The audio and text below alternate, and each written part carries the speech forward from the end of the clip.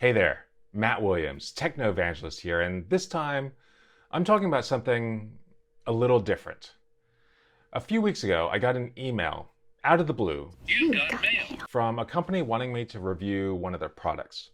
Now, once you get to any level of success here on YouTube, all these vendors start popping out, reaching out to you.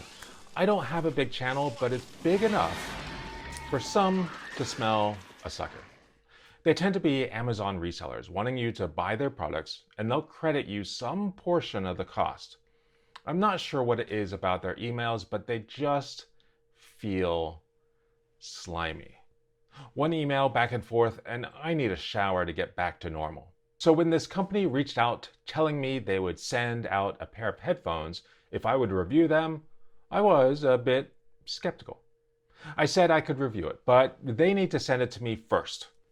If it's as crappy as I expect, I won't do a video, but if it's good, I will. I think they were actually fine with paying me for the video, but I said I didn't want anything to taint my opinions. I just don't feel comfortable doing that kind of thing just yet. They agreed and asked for my address.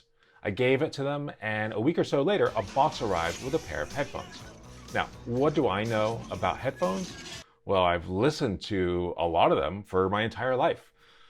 But I've never been asked for my opinion, so I wouldn't say I'm really any good with regards to letting you know how good or bad they sound.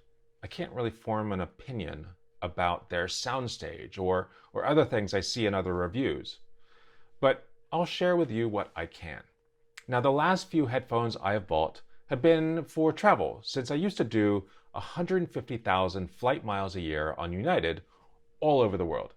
In fact, my main headphones are a pair of Bose QC15s that I've had, there they are, that I've had for about 7 to 10 years.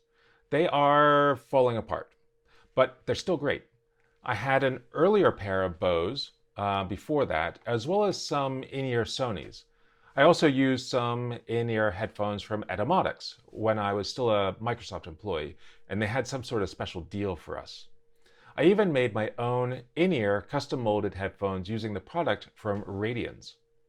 But more recently, I needed a pair of headphones for use with my computer at home. I bought a pair of Samson SR850s, which are incredible, and at 38 bucks, they are super cheap. Now, of all the headphones that I'm going to talk about in this video, these are by far the best sounding all around. I work for a software company that gives all of its employees a pair of Bose SoundLink around-ear headphones. Not sure if these are the 1s or 2s because there's no markings on these anywhere. They aren't noise canceling, but they do a decent job of blocking out the rumble of other people in the office. Now, at a DevOps Days conference somewhere last year, I won a pair of Beats Solo 3 wireless headphones. My thanks go to Sumo Logic for giving them away.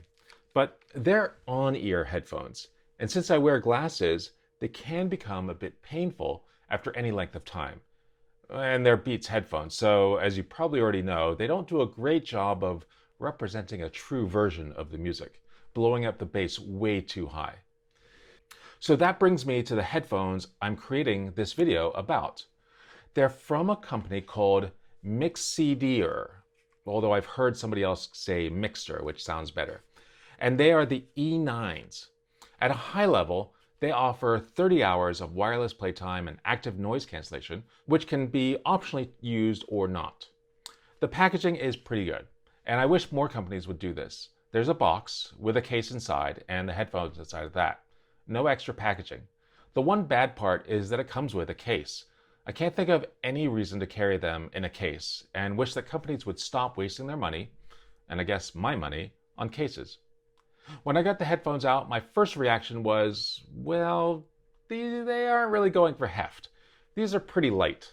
They don't feel flimsy, but I wouldn't want to drop them too far. They look like, well, they're not going to win any design awards. They look like headphones. Anybody who tells you that you look good in a pair of headphones walking down the street is lying to you. You look ridiculous. But looking around the edges, I see a power button, some volume up and down buttons, and the ANC, or active noise cancellation switch. Physical buttons are always great, but these buttons definitely feel a little bit on the cheap side. The buttons also do double duty, letting you skip forward and back as well as answer a call. There's a micro USB port for charging and a 3.5mm headphone jack for using as wired headphones. Putting them on, they feel, well, great. That said, it often takes me a while to figure out which side is left and which side is right, because it's only marked in small letters on the inside of the band. The headband and the ear cups are nice and soft, and I can't think of a way to make them better.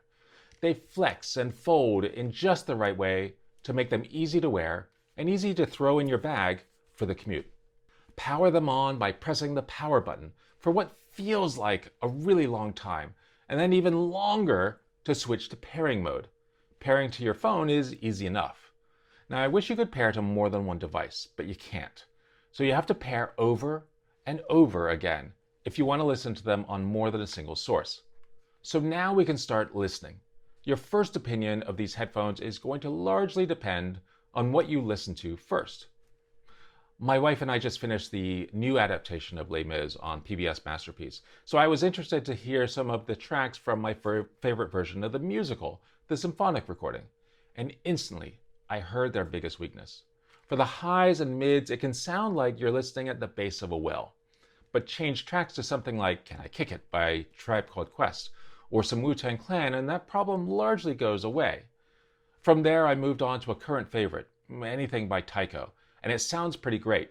Jump over to something like Coming Undone by Korn, and it just feels like a mess. But then something unexpected happens when you flip that noise cancellation switch. All those problems go away a bit. Debbie Byrne's I Dreamed a Dream is a bit shallower in that well, and Korn comes together in a slightly more cohesive mix that was a bit surprising. So noise quality is a little bit hit and miss. But if they were my only headphones, I'm not sure I would notice after some time. Switch over to those Samsons though, and the difference is striking. Noise cancellation seems to help clean things up, and it turns out noise cancellation works pretty well. When I listened to the various tracks on the Orange Line on the way into work on Boston's MBTA, it killed most of the track noise, and I was able to listen at a normal level. Unfortunately, my neighbors could also listen because the sound bleeds out. For a single ride, I became one of those folks you'll wonder about. Turning on the headphones is a two-step procedure.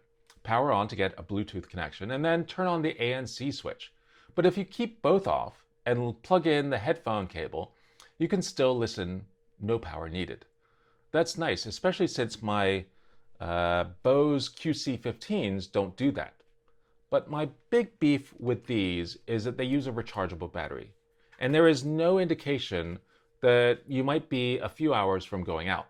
So if you forgot to charge and you have a long flight today, you could have 10 hours of jet rumble ahead of you.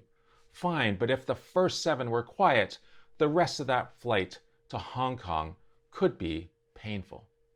It is nice that if I just care about noise cancellation without music, I can just turn that on.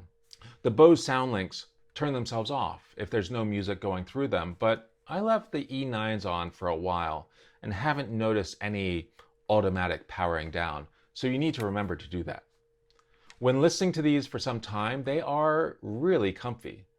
Not like the Bose, but still comfy enough to not need to take them off for 7 or more hours. So what do I think of the Mixcder E9s? I said some things in this video that might make you think that I don't like them. If all things were equal and all of these cost the same, yeah, go buy the current Bose offering. But they're not equal. They don't cost anywhere near the same amount.